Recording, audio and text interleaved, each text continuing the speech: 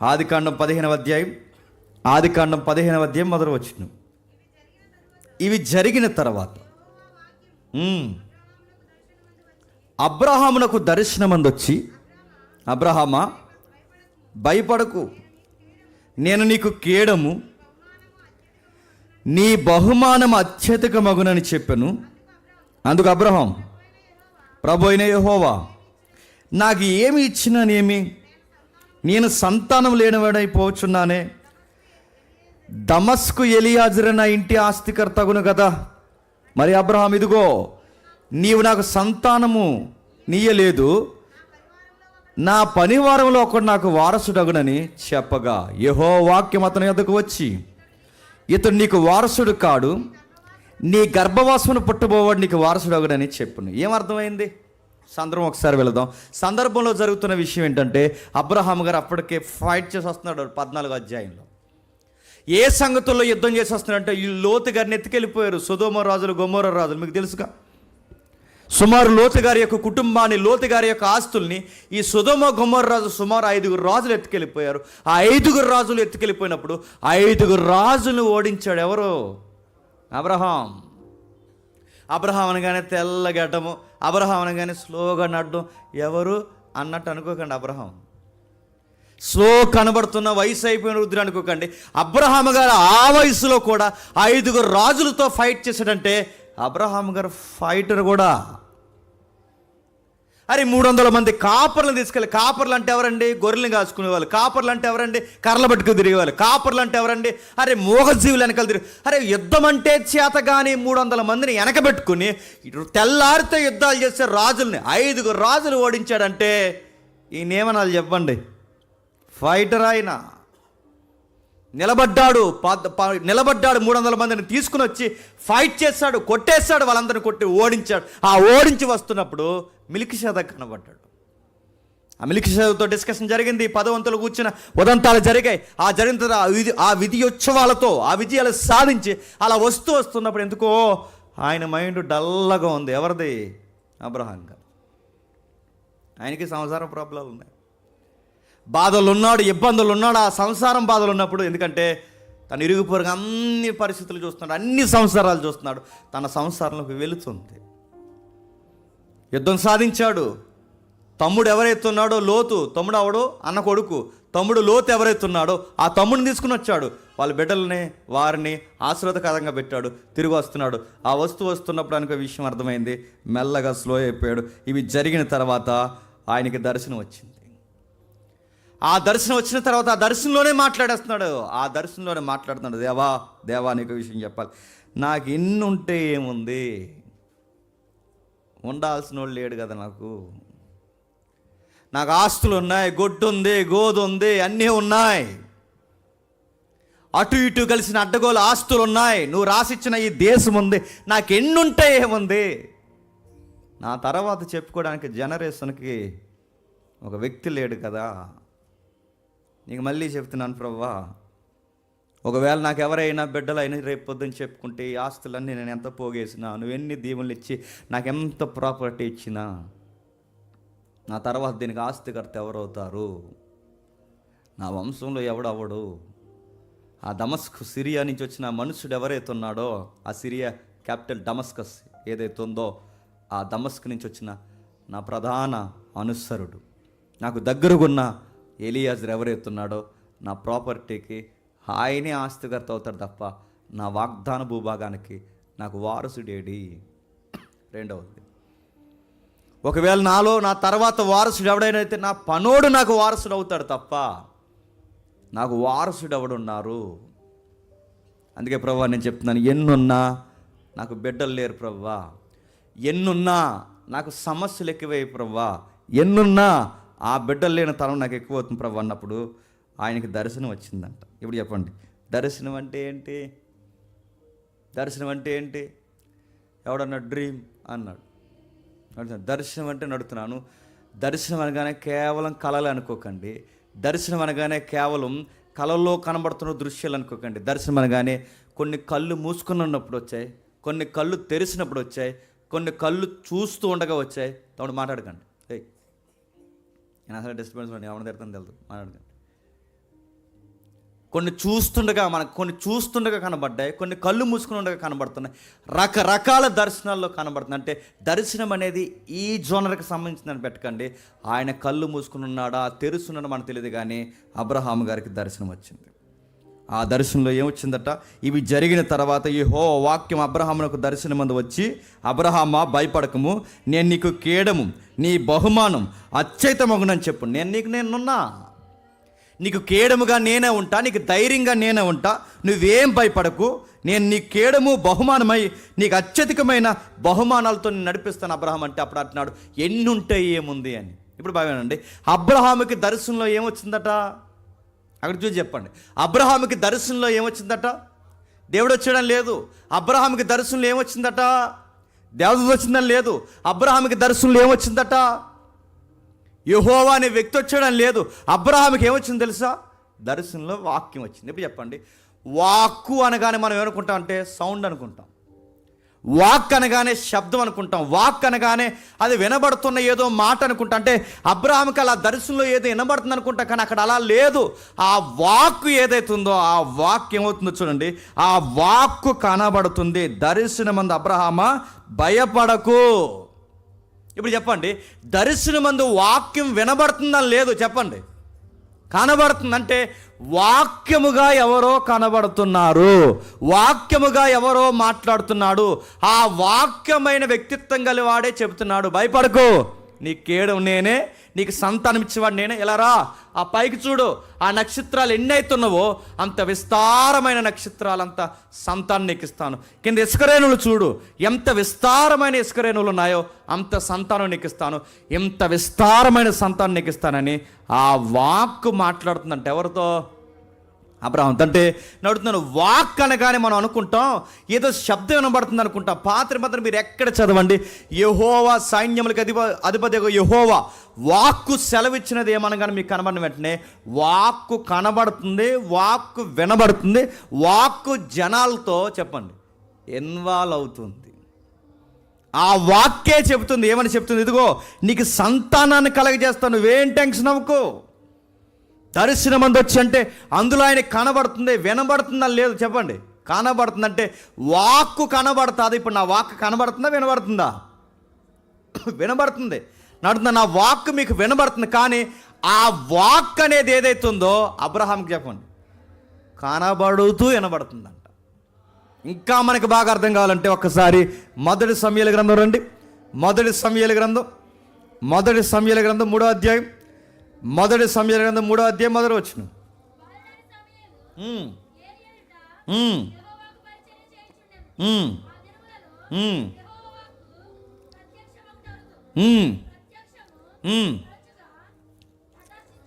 మీరు అలా కట్ అని చదివితే మొత్తాన్ని కట్ అయిపోతుంది.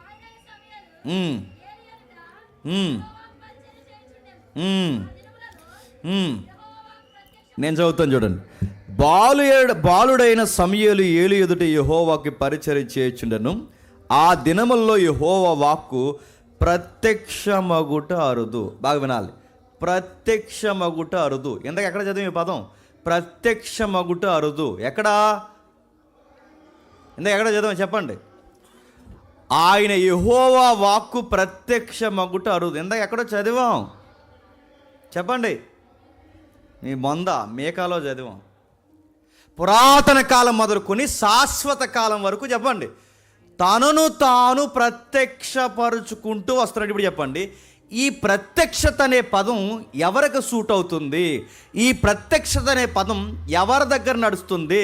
ఈ ప్రత్యక్షత అనే పదం ఎవరి గురించి ప్రస్తావింపబడుతుంది? వాక్కును గురించి పూర్వం అంటే ఒక ఫ్రేమ్ వర్క్ నడుస్తుంది. ఆ ఫ్రేమ్ ఏంటంటే అబ్రహాం దగ్గర ఆ వాక్కు ప్రత్యక్షం అవుతుంది. ఇప్పుడు మరలా సమూయేలు దగ్గర కూడా ఆ వాక్యము చెప్పండి ప్రత్యక్షత అంటే ఏంటి చెప్పండి?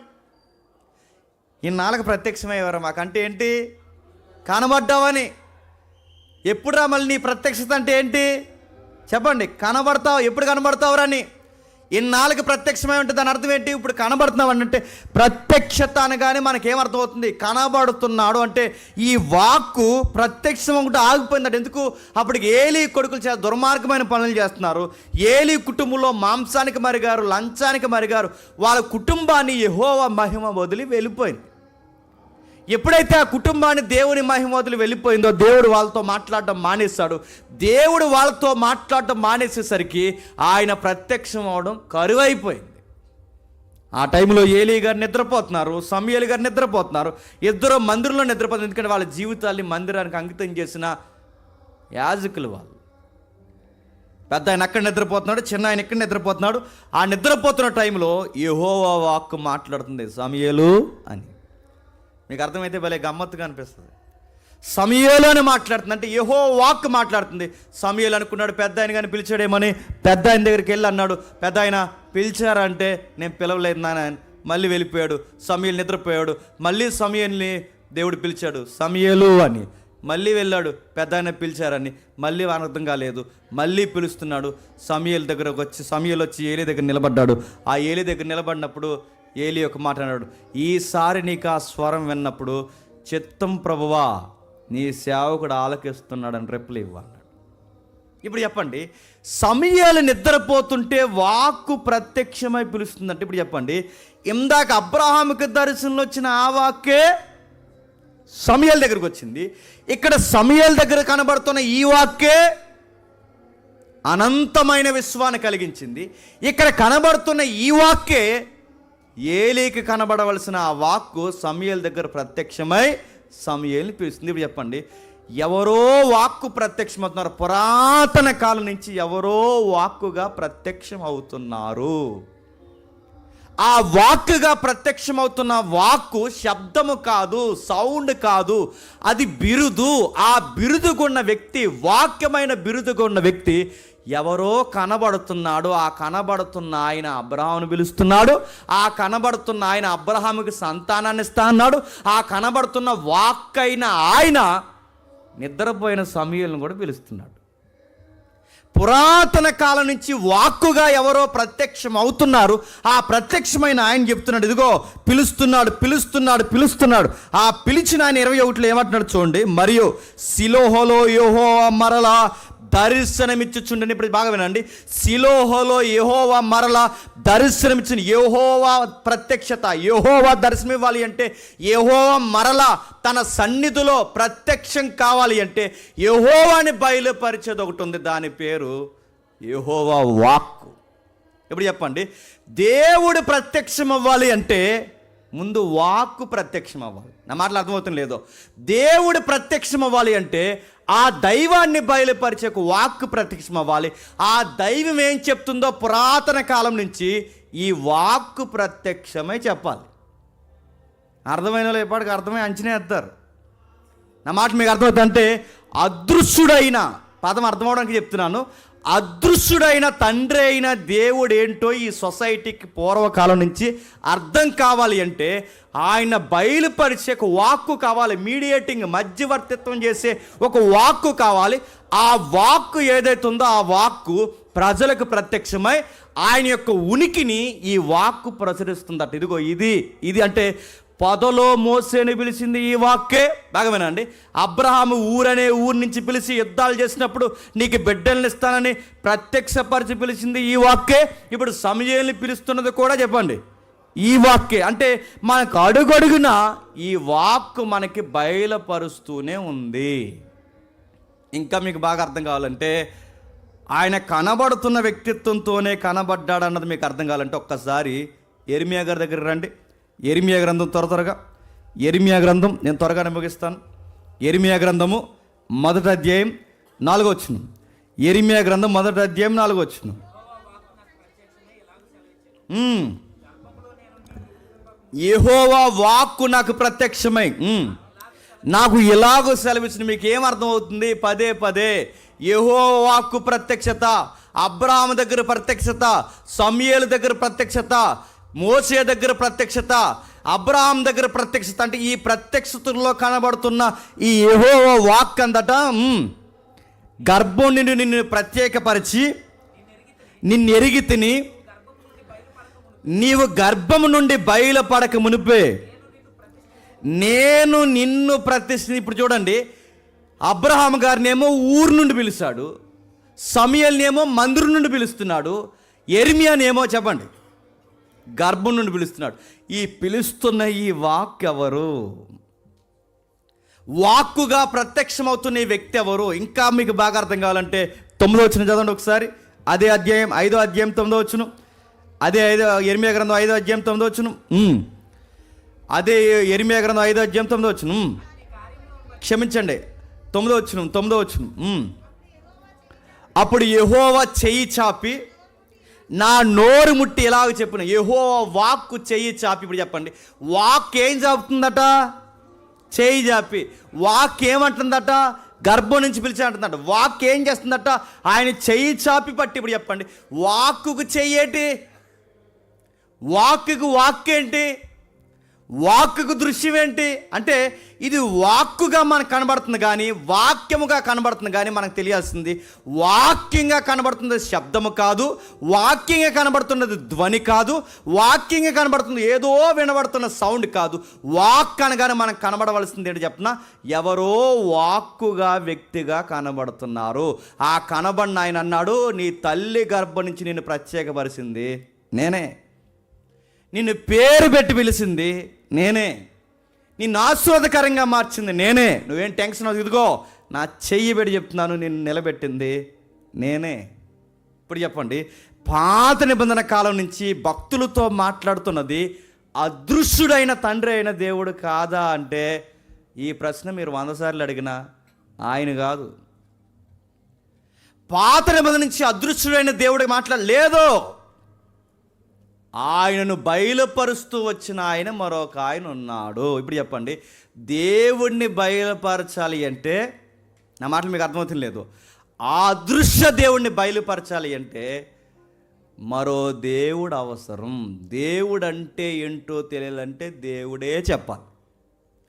ఆ దేవుడేంటో తెలియాలంటే సమాజానికి మరో దేవుడు చెబితే కానీ అర్థం కాదు. మీరు టెన్షన్ అయిపోకండి, మనకి ఎంత మంది దేవుళ్ళని ప్రశ్న వేయకండి, మీకు అన్నీ అర్థమవుతాయి.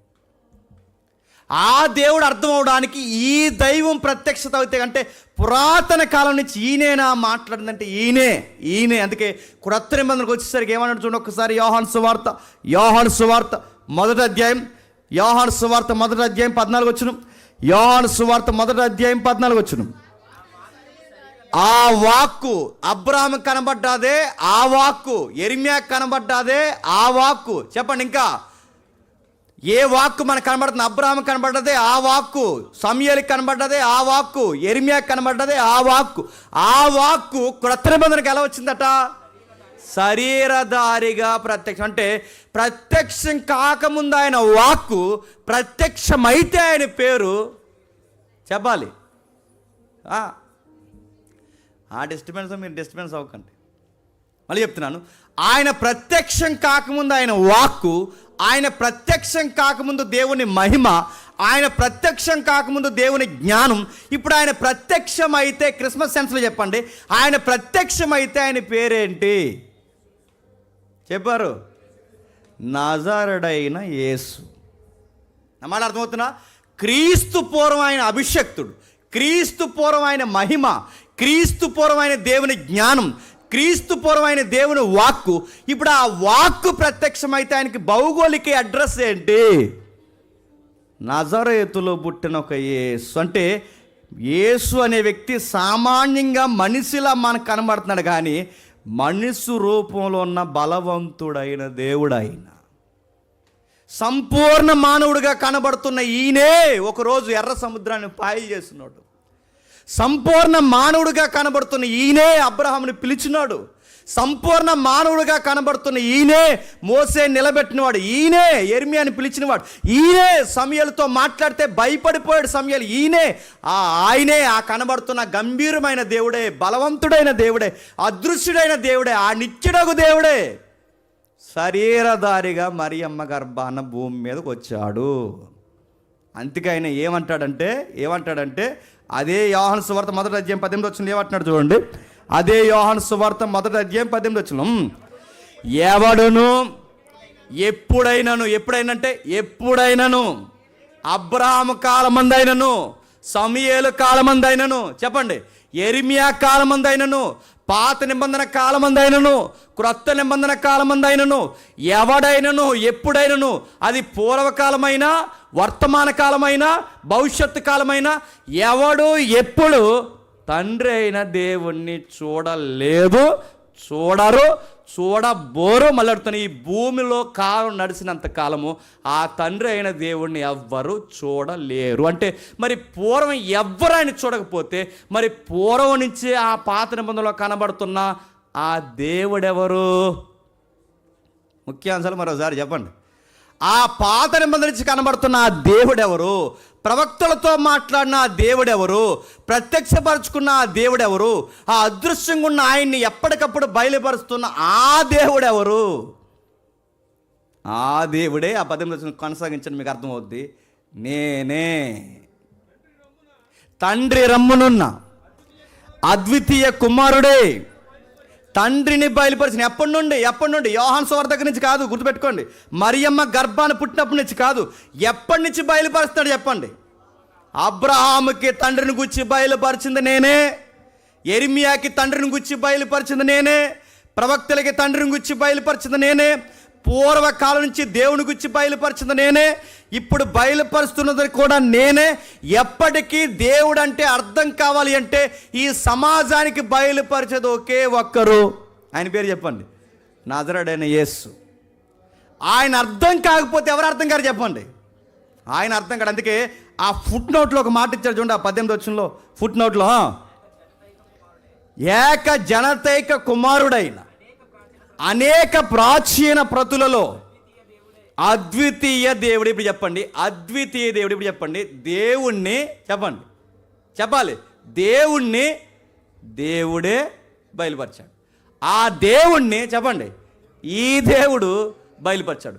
ఆ దేవుణ్ణి దేవుడు బయలుపరిస్తే కానీ దేవుడు అర్థం కాడు. ఒకరోజు పిలుపు అడిగాడు, మాకు తండ్రిని చూపించు అంటే, ఆ దేవుడిని చూపించు మాకంటే, అప్పుడు అన్నాడు, ఈ దేవుడు నీకు అర్థమైతే చెప్పండి, ఆ దేవుడు నీకు అర్థమవుతాడు. ఎంతకాలం నీతో ఉన్నాను, దేవుడు అంటే నీకు అర్థం కాలేదా అని అడిగాడు. ఇప్పుడు మీకు డౌట్ రావచ్చు, అంటే మనకు ముగ్గురు దేవుళ్ళ అని. కానీ బైబిల్ ఎక్కడ ముగ్గురు దేవుళ్ళు అని లేదు, ఒక్కడే దేవుడు. మరి ఒక్కడే దేవుడైతే మళ్ళీ డౌటు, ఆయన ఈయన, ఈయన ఆయన, ఆయన ఈయన అంటే ఆయన ఈయన కాదు, ఈయన ఆయన కాదు, ఆయన ఈయన అయిపోలేదు. అదృశ్య దేవుడే కుమారుడు అయిపోలేదు, కుమారుడే పరిశుద్ధాత్ముడు అయిపోలేదు. మరి అలా కాకపోతే మరి ముగ్గురు దేవుళ్ళు అంటే ముగ్గురు దేవుళ్ళు కాదు. అదేంటి? అదే బైబిల్ దైవత్వం. బైబిల్ దైవత్వంతో ఉన్న గొడవ ఏంటి చెప్పినా, ఇలాంటి మెసేజ్లు ఎన్ని చెప్పినా అర్థమవుతుందో లేదో నాకు తెలియదు, కానీ నీకు ఆయన వచ్చి నన్ను నేను వీడికి బయలుపరుచుకోవాలనుకుంటే తప్ప ఆయన నీకు అర్థం కాదు. అదే బైబిల్ దైవత్వం.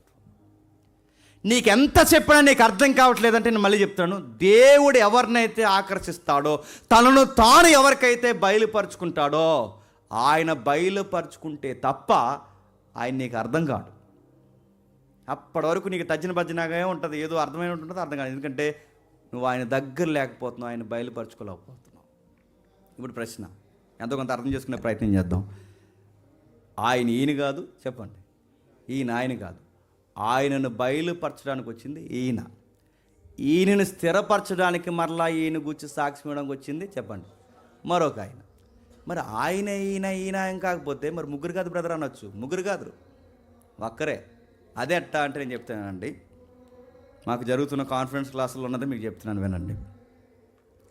ఆయన ఈయన కానప్పుడు ఈయన ఆయన కానప్పుడు ఒక్కడే ఎలా అవుతాడంటే, ఒక్కడే దేవుడు, ఒక్కటే దైవత్వం, బైబిల్ దైవత్వం ఒక్కటే. కానీ ఆ ఒక్క దైవత్వంలో ముగ్గురు వ్యక్తిత్వాలు ఉన్నాయి, 3 వ్యక్తిత్వాలు ఉన్నాయి. అంటే ఒక్క దైవత్వంలో 3 వ్యక్తిత్వాలు ఉన్నాయి, మరి ముగ్గురు కాదు కదా, ఒక్కడేగా అనొచ్చు. ఒక్కడే కాదు, మళ్ళీ చెప్తున్నాను, దైవత్వం ఒక్కటే చెప్పండి, వ్యక్తిత్వాలు 3. అంటే మళ్ళీ మీరు డౌట్ రావచ్చు, మరి దైవత్వం ఒకటైనప్పుడు ఆ దేవుడే ముగ్గురిగా బయలుపరచుకున్నట్టు, అది కాదు. అర్థమవడానికి చెప్తానండి.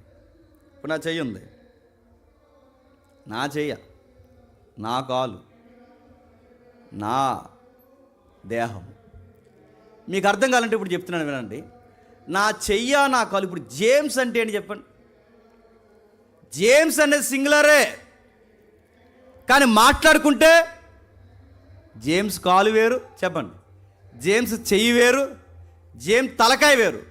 కానీ మాట్లాడుకుంటే జేమ్స్ ఒక్కడే.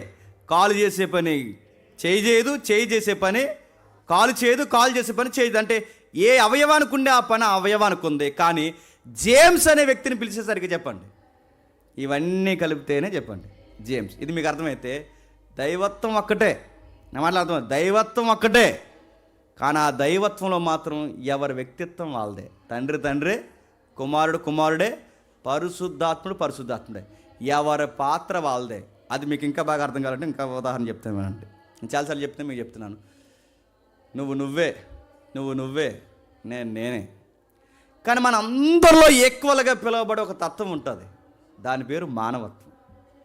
మానవత్వం అనే సౌండ్ సింగులర్, కానీ వ్యక్తుల విషయానికి వచ్చేసరికి చెప్పండి బహుళత్వం ఉంది. అంటే నువ్వుగానే ఉన్నావు, నువ్వుగా అంటే వ్యక్తులుగా వేరు, కానీ మానవత్వం అనేది చెప్పండి ఒకటే. ఇది మీకు అర్థమైతే బైబుల్ దేవుళ్ళని లేదు, బైబుల్ దైవత్వం ఒక్కటే చెప్పండి. ఆ బైబుల్ దైవత్వంలో తండ్రి తండ్రిగా ఉన్నాడు, కుమారుడు కుమారుడుగా ఉన్నాడు, పరిశుద్ధాత్ముడు పరిశుద్ధాత్ముడు. అందుకే ఆ తండ్రి అయిన దేవుణ్ణి పాత నిబంధన నుంచి బయలుపరిచిన మరొక దేవుడు ఎవరంటే చెప్పండి, ప్రభు అయిన యేసుక్రీస్తు వారు. ఆయన బయలుపరిచాడు. ఆయన బయలుపరిస్తే కానీ అర్థం కాడంటే అర్థం కాదు. అందుకంటున్నాడు ఆ వాక్యము ఎవరికైతే పాత నిబంధనలో కనబడుతుందో దేవుని వాక్యము ఈ సృష్టిని కలిగించింది అంటున్నాడే, ఆ వాక్యము మనుషుల నిర్మాణంలో ఉందే, ఆ వాక్యము పాత మంచి మనుషులను లేవనెత్తి భక్తులుగా తీర్చిదిద్దిందే ఆ వాక్యము. ఆ వాక్యమే పాత నిబంధనలో, ఆ వాక్యమే కనబడుతున్న ఆ వాక్యమే ఆది యందు దేవుని యందు ఉందే ఆ వాక్యమే శరీరధారిగా భూమి మీదకి వస్తే ప్రభు అయిన యేసుక్రీస్తు అయ్యాడు. అందుకే ఆయన దైవత్వం ఎంతగా అర్థం కానంతగా ఇన్వాల్వ్ అయిపోయాడంటే మనకు రాస్తున్నాడు, తనను తాను చెప్పండి రుక్తినిగా మార్చుకు. అందుకే ఆయన గురించి ఎంత చెప్పండి ఆయన దేవుడే అంటారంట. ఎందుకు ఆ ప్రశ్న వస్తుంది? తన దైవత్వాన్ని అంతగా మానవుల మధ్య చెప్పండి తగ్గించుకున్నాడు. తన దైవత్వాన్ని మానవుల మధ్య అంతగా తగ్గించుకున్నాడు. కనుక పౌలు గారు ఎంత బ్రైట్గా, ఇప్పుడు మనకు అర్థమైన ఫ్రేమ్వర్క్ అంతా పౌలు గారు ఎంత బ్రైట్గా రాస్తున్నారు చూడండి. ఒకసారి కొలసి పత్రిక త్వరగా ముగిద్దాం. కొలసి రాసిన పత్రిక 1వ అధ్యాయం 15వ వచనం. కొలసి రాసిన పత్రిక 1వ అధ్యాయం 15వ వచనం.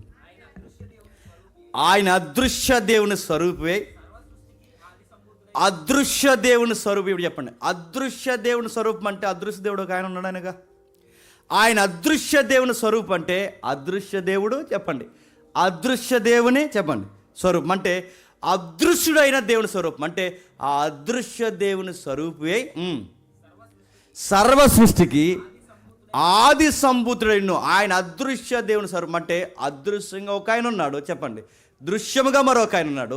ఆ అదృశ్య దేవుడిని బయలుపరచడానికే 2000 సంవత్సరాల క్రితం చెప్పండి ఈ భూమి మీదకి వచ్చాడు. ఆ వచ్చిన సందర్భాలనే ఈ క్రిస్మస్ సెలబ్రేషన్లో చెప్పండి మనం జ్ఞాపకం చేసుకుంటున్నాం. క్రీస్తు అంటే ఏంటంటే గుర్తుపెట్టుకోండి, సంపూర్ణ మానవుడిగా కనబడుతున్న మరొక గుర్తులో సంపూర్ణమైన దేవుడు. ఇప్పుడు మీకు డౌట్ రావాలి, ఎందుకు సంపూర్ణమైన మానవుడిగా రావాల్సి వచ్చింది? దేవుడికి మనకినట రగడుందంట, దేవుడికి మనకి శత్రుత్వం ఉందంట, దేవునికి మనకి పడనంత అగాధం ఉందట. మన సాక్షాత్తు ఎవరికి శత్రులం అంటే దేవునికి శత్రులం అంట. ఆ రోమపత్రిక అంతా మనకు అదే కనబడుతుంది. ఆ రోమపత్రికలో మనం దేవునికి శత్రులమై ఉండి, ఇప్పుడు చెప్పండి దేవుడే మనకు శత్రువు అయితే, ఇప్పుడు ఆ శత్రువు దేవుడు మనకు శత్రువు అయితే, మనం దేవునికి శత్రువు అయితే, ఈ శత్రువు మిత్రులు అవ్వాలి అంటే ఒక మీడియేటర్ ఉండాలి. దేవుడితో దేవుడిగా మాట్లాడాలి చెప్పండి, మానవుడితో మానవుడిగా మాట్లాడాలి, మానవుడి తరపున మానవుడుగాను దేవుడి తరపున దేవుడిగా మాట్లాడి ఇద్దరినే సంధి చేసి ఒక మధ్యవర్తి కావాలి. ఎవరైనా పరిశుద్ధాత్మ దేవుడు, అలాగే చెప్పండి ప్రభు అయిన యేసుక్రీస్తు వారు. వీళ్ళ మీడియేటింగ్ చేయడానికి వచ్చారు. అందుకే అటువైపు దేవుని చేయబట్టుకున్నాడు ఎవరు? ప్రభు అయిన యేసుక్రీస్తు వారు. ఇటువైపు మానవుని చేయబట్టుకున్నాడు, 2 చేతులు కలిపాడు. సర్వోన్నతమైన స్థలంలో ఆయనకి మహిమ కలగడానికి భూమి మీద మనకి చెప్పండి సమాధానం కలగజేయడానికి 2000 సంవత్సరాల క్రితం పుట్టాడు. యేసుక్రీస్తు వారు ఎందుకు పుట్టాడంటే దేవుడితో శత్రుత్వం పోగొట్టడానికి పుట్టాడు. యేసుక్రీస్తు వారు ఎందుకు పుట్టాడంటే దేవుని చేయబట్టుకుని మన చేతుల్లో దేవుడు చేయబెట్టడానికి పుట్టాడు. యేసుక్రీస్తు వారు ఎందుకు పుట్టాడంటే మనల్ని సమాధానపరచడానికి పుట్టాడు. యేసుక్రీస్తు వారు ఎందుకు పుట్టాడంటే పతనమైపోయిన మానవుల్ని నిలబడ్డానికి అర్హత లేని మనల్ని తీసుకెళ్లే దేవుడు ఆయన ఎదుట నిలబెట్టడానికి దేవుడే మానవుడిగా రావాల్సి వస్తుంది. అందుకే మీకా గారు అంటున్నారు, పురాతన కాలం నుంచి తనను తాను బయలుపరుచుకుంటూ వచ్చాడు. శాశ్వత కాలం వరకు ఆయన బయలుపరుచుకుంటున్నాడు. పురాతన కాలం ఎలా బయలుపరుచుకున్నాడు అంటే, ఇదిగో ఆ అబ్రహాంకి దర్శనంలో బయలుపరుచుకున్నాడు. అబ్రహాంకి పలుమార్లు కనబడ్డాడు, మోసే కనబడ్డాడు, యెర్మియా కనబడ్డాడు, సమూయేలు కనబడ్డాడు. వీళ్ళందరికీ పురాతనమైన కాలం నుంచి బయలుపరుస్తూనే ఉన్నాడు. ఆ కనబడినవాడు ఇప్పుడు శరీరుడిగా బెత్లెహేము ఎఫ్రాతా నీలో పుట్టబోతున్నాడు. ఆయన శాశ్వత కాలం నుంచి కనబడుతూనే ఉన్నాడు. పురాతనమైన కాలం నుంచి ఆయన కనబడుతూనే ఉన్నాడు. ఆ కనబడుతూ నానా విధాలుగా నానా సమయాల్లో తనను తాను బయలుపరుచుకున్న ఆయన ఈ దినముల అంతమందు కన్యమరి గర్భం ద్వారా చెప్పండి భూమి మీదకి వచ్చాడు. తనను తాను బయలుపరుచుకున్నాడు, మాట్లాడుకున్నాడు. ఇది క్రిస్మస్ పర్పస్ అంటే దేవుడు మనతో సంధి చేసుకోవడానికి దేవుడే భూమి మీదకి వచ్చాడు. ఆ దేవుడితో ఈ దేవుడు మనతో సంధి కుదర్చడానికి మన పక్షాన మానవుడాడు. ఇది కదా క్రిస్మస్ వర్తమానం అంటే. ఇది కదా క్రీస్తు దైవత్వాన్ని గురించి మనం నేర్చుకోవాల్సింది. ఇది అర్థమైందా? ఇది లేదు. ఎయిర్పోర్ట్లు కానీ, బస్ స్టాండ్లు కానీ, బట్టల షాపులు కానీ, ఇప్పుడు ఈ సీజన్ అంతా మీరు ఎక్కడ చూడండి, స్టార్లు, క్రిస్మస్ చెట్లు, ఈ మధ్య జింకలు, ఇంకా చెప్పండి క్రిస్మస్ తాత, ఆయన క్యాప్, ఇవన్నీ కనబడతాయి. కానీ ఎవరు కనబడరు చెప్పనా? క్రీస్తు కనబడతాయి. చెట్లు కనబడుతున్నాయి, స్టార్స్ కనబడుతున్నాయి, జింకలు కనబడుతున్నాయి, అన్నీ కనబడతాయి. క్రీస్తు కనబడు. ఒకవేళ క్రీస్తు కనబడినా ఆయన దైవంగా అర్థం చేసుకోవడం చెప్పండి ఎక్కడ కనబడదు. అందుకే ఆయన అర్థం చేసుకోవాల్సిన విధంగా అర్థం చేసుకోలేకపోయారు. ఆయన ఎలా అర్థం చేసుకున్నారంటే ఆయనకే పుట్టినరోజు చేసేంత భక్తులు అయిపోయారు అంతే. అందుకే ఆయన కేక్ తెచ్చారు. ఎన్ని అడుగుల కేక్ అంటే 18 అడుగులు కేక్ తెచ్చారట. ఈ కేకులో మొక్కెట్టలేదని సంఘ పెద్దలో పాస్టర్ గారు కొట్టేసుకున్నారు. ఇది క్రిస్మస్. పాడకపోతే కొట్టేసుకుంటారు, వాక్యం ఇవ్వకపోతే కొట్టేసుకుంటారు, కేక్ మొక్క ఎట్టకపోతే కొట్టేసుకుంటారు. అడుగుతున్నారు అసలు యేసు ప్రభు ఎంత ఎలా వచ్చాడో మనకేమైనా అర్థం అవ్వలేదు. ఆ దేవుడు తగ్గించుకుని భూమి మీదకి మానవుడికి వస్తే ఆయనకి మనం ఇచ్చిన సన్మానం ఏంటి చెప్పనా? దేవుడిని సిలువేసి చంపేసాం. గుర్తుపెట్టుకో, దేవుడు భూమి మీదకి వస్తే ఆ దేవుడిని సిలువేసి చంపేసామనే పదం కన్నా మన చేతుల్లో చనిపోవడానికి ఆయన ఇష్టపడ్డాడు, చనిపోయాడు. దేవుణ్ణి బాగా వినండి, నిబంధన మీరేస్తాం, అద్దులు దాటేస్తాం, ఆ దేవుడిని చంపేస్తాం. మనం చేసిన నేరాలని మనం అనుభవించడానికి బదులు ఆ దేవుడి మీద నెట్టేస్తాం. ఆయన భుజాల మీద వేసుకున్నాడు. ఆయన సంపూర్ణ దేవుడు కనుకే ఈ ప్రపంచ మానవులందరి పాపాలు చెప్పండి ఆయన మీద వేసుకోవడానికి అర్హత కలిగిన మానవుడిగా ఈ భూమికి వచ్చాడు. ఇది రాస్తున్నాడు మత్తయ్య ఏమని? యోధా బెత్లెహేమా, నువ్వెంత మాత్రం అల్పమైన దానివి కాదు, ఇశ్రాయేలును పరిపాలించు అధిపతి. ఆ యెషయా చెప్పాడే ఆ అధిపతి, పురాతన కాలం నుంచి ప్రవక్తలు చెప్పారే ఆ అధిపతి నీలోనే పుట్టబోతున్నాడు. ఆయన పురాతన కాలం నుంచి చెప్పండి తనను తాను ప్రత్యక్షపరుచుకుంటూ వచ్చాడు. కలలో ప్రత్యక్షపరుచుకున్నాడు, బహిరంగంగా ప్రత్యక్షపరుచుకున్నాడు, మార్గాల్లో కనబడ్డాడు, వారితో మాట్లాడుతూ వచ్చాడు. ఆది కాలం నుంచి సృష్టి క్రమం నుంచి తనను తాను బయలుపరుచుకుంటూ వచ్చాడు. ఆ బయలుపరుచుకున్నవాడు శరీర రీతిగా ఇళ్ళలోనికి సంచరించాడు. ఆయన తను తాను బయలుపరచుకోకపోతే అడుగుతున్నాను, దేవుడు అంటే ఏంటో మనకి ఎప్పటికైనా అర్థమవుద్దా? యేసు ప్రభు పురాతన కాలం నుంచి మానవులతో మాట్లాడకపోతే ఎప్పటికీ పెద్ద ప్రశ్న ఏంటి చెప్పనా? దేవుడు అంటే ఏంటో అర్థమవుతుంది. పూర్వకాలం దేవుడు అంటే ఏంటో అర్థమవుదు, క్రొత్త నిబంధనలోనూ దేవుడు అంటే అర్థమవుదు. ఇటు పూర్వకాలం ఉన్న మనుషులకి, ఇటు క్రొత్త నిబంధన మనుషులకి, ఇరువురికి దేవుడిని బయలుపరిచి దేవుడు అంటే ఇది అని అర్థమయ్యేలా బోధించింది ఎవరు చెప్పండి? యేసుక్రీస్తు లేకపోతే ఎవరికి దేవుడు అంటే అర్థం కాదు. మోసేకు రోజు అడుగుతాడు ఏమనంటే, దేవా నిన్ను నాకు చూడాలని ఉంది, ఒకసారి నాకు కనబరచు అంటే అప్పుడు దేవుడు అంటాడు, నువ్వు నన్ను చూస్తే చెప్పండి చచ్చిపోతావు అంటాడు. మరి అలా ప్రభు అంటే నువ్వు నన్ను చూడాలి అంతేగా, నన్నేగా చూడాలి, నా మహిమను చూస్తాను. నా మహిమను చూస్తే ఎవరిని చూసినట్టు? నన్ను చూసినట్టు. ఇప్పుడు చెప్పండి, బైబిల్లో దేవుని మహిమ అంటే ఎవరు? యేసుక్రీస్తు. ఇప్పుడు మోసే బండ సందుల నుండి చూసింది ఎవరిని? యేసుక్రీస్తు వారిని. మీరు ఎక్కడ చూడండి, పూర్వం నుంచి ఈయన ప్రత్యక్షమవుతూనే వచ్చాడు. దూతగా ప్రత్యక్షమయ్యాడు, మహిమగా ప్రత్యక్షమయ్యాడు, నడిచే నాయకుడిగా ప్రత్యక్షమయ్యాడు, బండగా ప్రత్యక్షమయ్యాడు, చివరికి దర్శనంలో వాక్కుగా ప్రత్యక్షమయ్యాడు. తనను తాను బయలుపరుచుకున్నాడు. అంత గంభీరమైన దేవుడు, సృష్టిని కలిగించిన దేవుడు, ఎర్ర సముద్రాన్ని పాయలు చేసిన దేవుడు, మన్నాను కురిపించిన దేవుడు, బలవంతుడైన దేవుడు పశువుల పాకలో అమాయకుడిగా పరుండ పెట్టబడ్డానికి ఇష్టపడ్డాడు. మట్టి బొమ్మలతో చేయబడిన ఈ మనుషుల మధ్యకి మట్టి ఆకారంగానే రావడానికి ఇష్టపడ్డాడు.